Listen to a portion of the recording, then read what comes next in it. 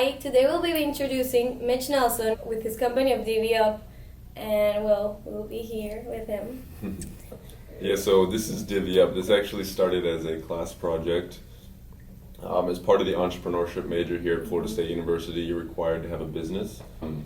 We didn't know what we wanted to do, but we knew we wanted to help the community. We just weren't sure really what was needed.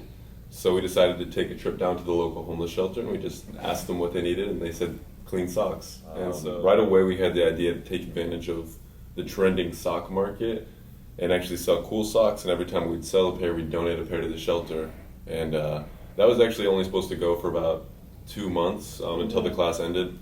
Wow. But at the end of the 2 months, we had donated 160 pairs of socks, and kind of clicked that this could be something that we could take beyond Tallahassee and actually help people across the country.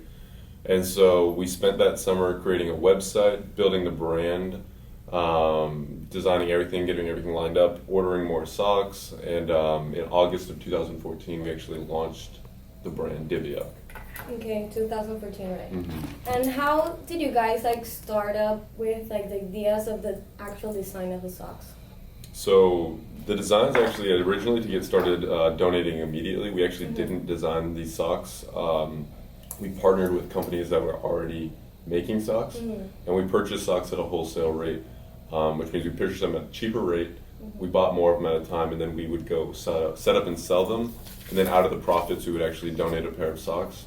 We're actually now in the process of launching our very own line of socks, and creating our own DivvyUp product. What was your inspiration of starting this with socks and with crazy styles?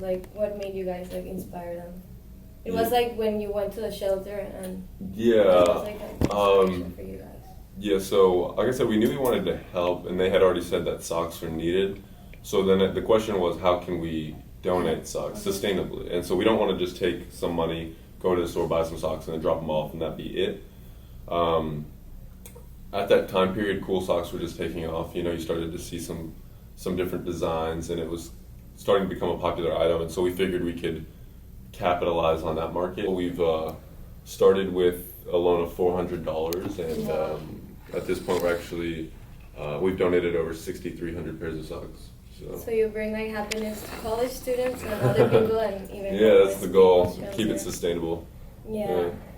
And how much time planning did you take before opening the business? How did you gather the money to start up the business? Yeah, so through the entrepreneurship program you have our professor actually gave us a loan of $400. Okay. And that week, honestly, we hit up a bunch of sock companies asking if we could sell their socks for them. And we told them the mission and everything. And so Jason and I each invested $800 each. Wow, and built the website, bought more socks, and lined all that up. So that took a little bit more planning. But the original, just what we started originally was just we purchased those socks that week and then went and set up on campus and just sold them in front of Strozier here and at Market Wednesday. Yeah, and if you right now were to open a store, where would you think you would open it? It's tough. We have no plans to open a store because the way that retail is actually changing is less stores, more online.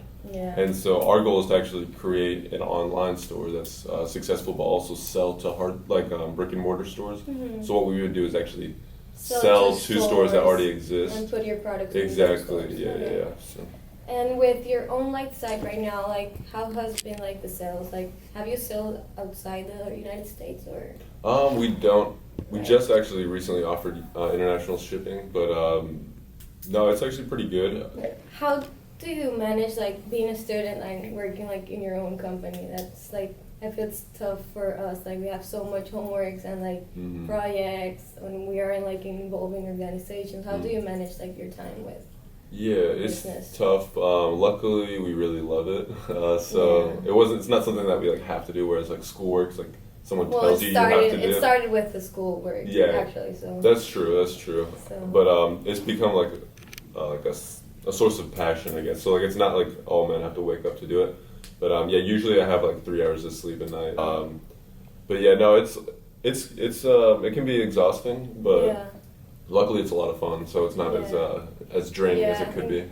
this is like actually an inspiration, not only like for everyone, even for me. Like you're so young and have already your own company. I wish I could have one right now. Yeah. So what are your like licensing requirements for your business right now? Yeah, so for like something that would be like an artist sock. I know you mentioned like the Van Goghs or the Starry Nights right there as being those actually, because of how old they are, the copyright's expired on those, so you could actually print something with that on it legally. Yeah. Now, as far as like our own designs goes, they're all original, so we don't really have to copyright or anything on them. What kind of products do you sell right now in DivvyUp? Okay, yeah, so right now we actually have a variety of products. We have anything from ankle to knee high, thigh highs, your regular crew socks. The stuff we mostly sell are these men and women's crew socks here with funky designs. But we've actually started moving to doing custom socks for programs as a way to both gain awareness, donate more socks, and actually raise money for philanthropies. We partnered with Dance Marathon, which is a company or an organization that gives money to Children's Miracle Network hospitals. And we created a custom sock with them, This one. And every time we sell a pair of those socks, we give $5 to the organization and a pair of socks to their city. And then as far as the socks that we donate, we actually have designed a donation sock. So what's special about these socks is, first of all, they're dark colors, so it hides wear if they're wearing it a long time. It's got a cushioned soles to provide comfort over long periods of time. The elastic arch and bands make sure it fits most sizes. And it's antimicrobial treated, so it prevents infection and bacteria. Yeah, I can feel like it's a little bit like a stronger material than this one's. Exactly. What are the materials that you use to make your products? So the materials vary, and so we're moving into an 80% cotton, 18% nylon, 2% spandex mix for those. And this ones were the ones that had. Those ones are made from bamboo, which are we originally wanted to do that, but it's a lot harder to make a product from bamboo, unfortunately. In the future, we're moving to just selling crew socks. Okay. We're getting rid of the other lengths of socks. And right now, what do you think makes you feel that your business right now is a success in like the market? Yeah, so the way that I personally measure success would be the amount of people that we're able to help through the model. And the amount of people you sell to right now. Yeah, so the way that, if it were to like end tomorrow, for instance, we would have already gifted 6,300 pairs of socks. So that would be a success. But we have a long-term goal of gifting over 1 million pairs of socks. You're close. So it's been a success in terms of a student business, but it has a long way to go as far as being a success on a national scale. And could you explain us how was your professional background prior to creating DivvyUp? Yeah, as a kid, I didn't really know what entrepreneurship was, but I kind of already did it.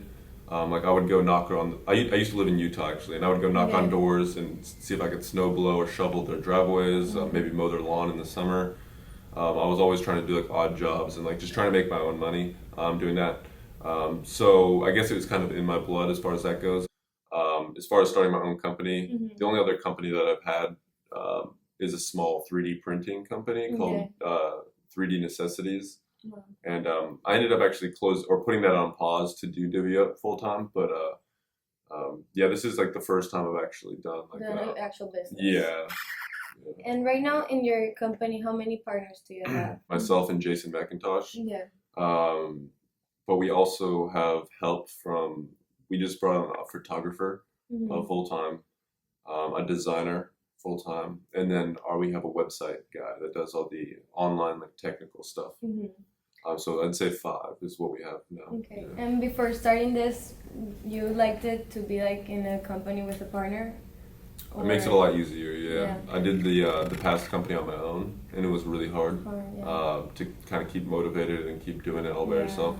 So it's a lot easier to have someone to share the load with. Okay. Yeah. So at the end, like, what kind of special advice could you give like other people that want to start their own business, and more like someone like you that you're so young? Like, what could you give us being students if we want to open our business? Yeah, the best way I would say, and what I always tell people is, first of all, find what you want to do as far as what's your passion, what's going to wake you up in the morning. And just going and talking to somebody that's in the industry and saying, what trouble do you have? What problems can I address? And then figure out a way to solve them. And that's where your business will lie. Well, Mitch, it has been a pleasure to be with Thank you. you so much. Yeah. I hope you're the best.